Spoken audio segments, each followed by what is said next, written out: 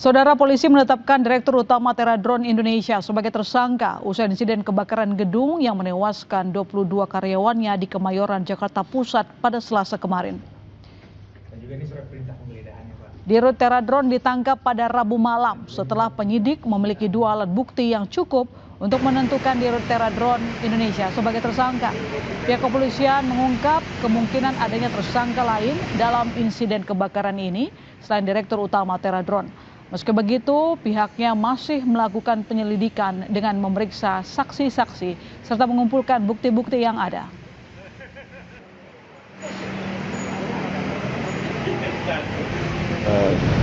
Sudah ada cukup bukti, 2 permulaan bukti cukup dan keyakinan penyidik terhadap tindak pidana yang dilakukan oleh saudara MW. Mungkin buktinya apa Pak? Kayak perizinan, surat atau gimana? Ya, ada keterangan saksi, dokumen dan bukti-bukti lain yang ditemukan di lokasi. Polisi mengungkapkan fakta bahwa gedung Teradron hanya memiliki 1 pintu keluar yang terletak di lantai dasar. Selain itu diduga jalur evakuasi justru diisi barang-barang sehingga ada dugaan bahwa bangunan Teradron tidak memenuhi standar keselamatan. Betul sekali bahwa gedung tersebut ketika kami berkoordinasi dengan jajaran Damkar untuk mengevakuasi itu hanya ada 1 pintu di bawah. Termasuk yang kita lihat banyak karyawan yang mengevakuasi dari rantai rooftop lantai 7 menggunakan tangga sehingga memang tidak ada pintu darurat lainnya kecuali memang hanya 1 pintu di bawah serta tangga yang menuju ke sampai dengan lantai 6 dan rooftop itu pada lantai 3 menuju ke 4 itu memang saat evakuasi kemarin menurut keterangan para petugas damkar memang agak sempit karena terdapat beberapa barang yang diletakkan di sekitar tangga. Nah tentunya ini juga nanti akan direkonstruksi ulang oleh Puslapor dan pagi ini juga dari Polres Jakarta Pusat melaksanakan olah TKP ulang lagi karena kemarin cukup gelap dan hari ini akan dilaksanakan olah TKP ulang. Demikian. 22 orang tewas dalam kebakaran gedung Teradron yang diduga tidak memenuhi standar keamanan. Bagaimana proses penyidikan nantinya hingga polisi menentukan siapa yang paling bertanggung jawab. Kita akan membahasnya dengan Komjen Purnawirawan Ito Sumardi, Kabareskrim Polri tahun 2009 hingga 2011. Selamat petang Pak Ito.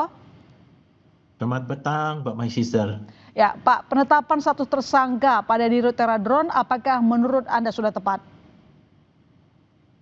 Tentunya kita masih terlalu dini ya kalau penetapkan itu. Kalau untuk sebagai pemilik daripada Teradron itu sudah tepat ya.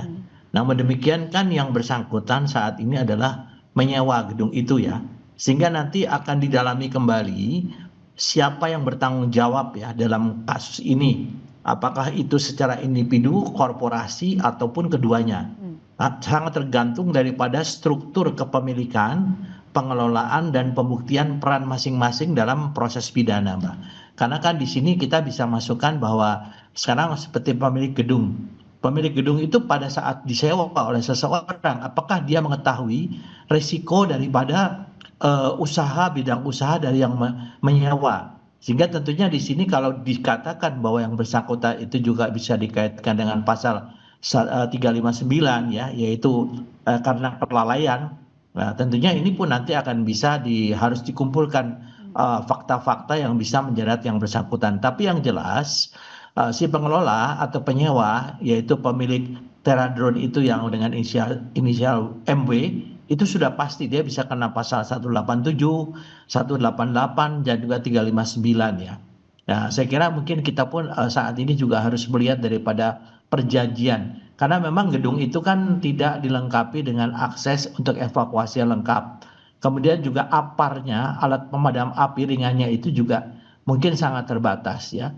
Selain itu juga kan memang kalau kita melihat itu sistem keselamatannya di situ tidak ada ya atau tidak memadai ya. Tadi disampaikan oleh penyidik jalur evakuasi diisi dengan barang-barang. Nah ini tentunya kelalaian yang paling utama yang dipertanggungjawabkan adalah kepada pengelola. Pengelola ini kan juga mempunyai pembantu-pembantunya ya, ini tentunya akan menjadi sasaran daripada penyidikan nanti. Demikian, Pak. Jadi pemilik gedung juga harus diperiksa terkait dengan operasional kantor Teradrone. Karena kan sebenarnya kantor Teradrone sendiri bukan perusahaan yang ecek-ecek ya Pak. Teradrone ini merupakan salah satu perusahaan terbesar dalam drone begitu. Dan ini cabangnya di Indonesia. Iya, betul Mbak. Memang kan kita tahu bahwa Teradrone itu kan perusahaan yang memang cukup besar ya untuk jasa pemanfaatan drone untuk berbagai kegiatan ya. Untuk mengambil gambar pemetaan dan lain sebagainya dengan kemampuan pemetaan 2 dimensi, 3 dimensi ya. Nah, saat ini kan memang banyak spekulasi yang dikaitkan dengan masalah bencana alam yang terjadi di Pulau Sumatera.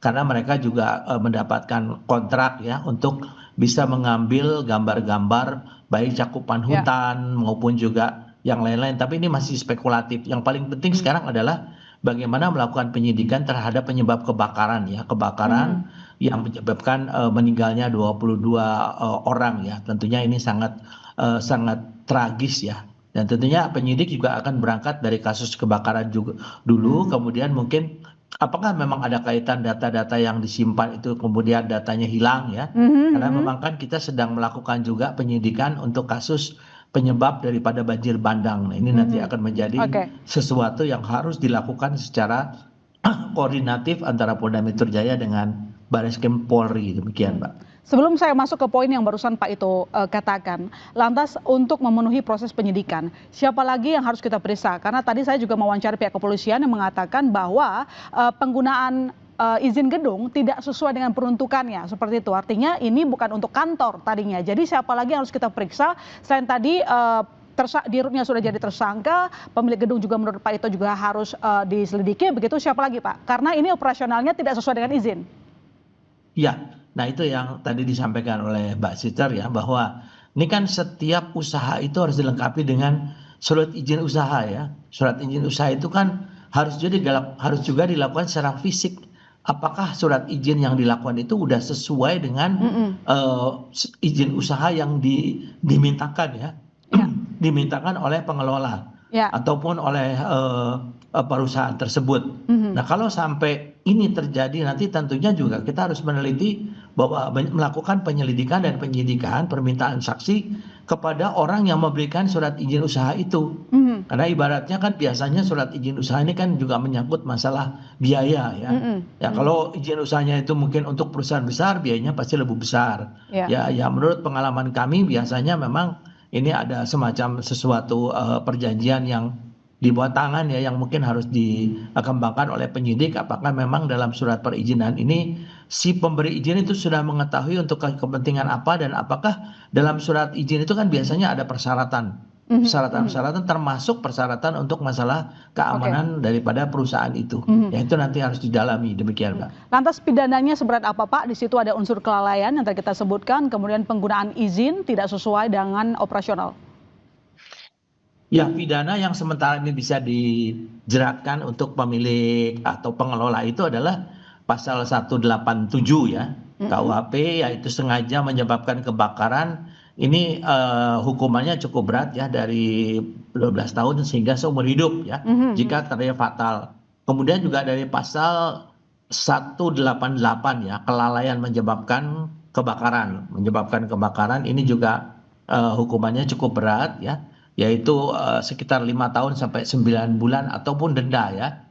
Kemudian pasal 359 ya, itu adalah untuk kelalaian menyebabkan kematian orang lain, ancaman pidananya sekitar 5 tahun penjara ya. Jadi yang paling berat memang pasal 187 KUHP ya, karena di sana hukuman penjaranya ancamannya 12 tahun atau seumur hidup ya, jika mengakibatkan korban jiwa. Namun semuanya kan tergantung daripada proses pengadilan nanti ya, dalam criminal justice system nanti bagaimana pihak kejaksaan penuntut umum menyampaikan rencana atau tuntutannya, kemudian bagaimana hakim memutuskan untuk sanksi yang diberikan kepada para tersangka yang nanti akan menjadi para terdakwa ya. Oke, Pak Ito, ini tolong dijawab singkat saja. Dari kebakaran yang terjadi di Teradrone ini dikaitkan dengan masalah di Sumatera, karena memang klien dari Teradrone sendiri melakukan banyak dari pertambangan dan juga perkebunan. Ya. Apakah perlu ditelusuri sampai sana? Singkat saja, Pak.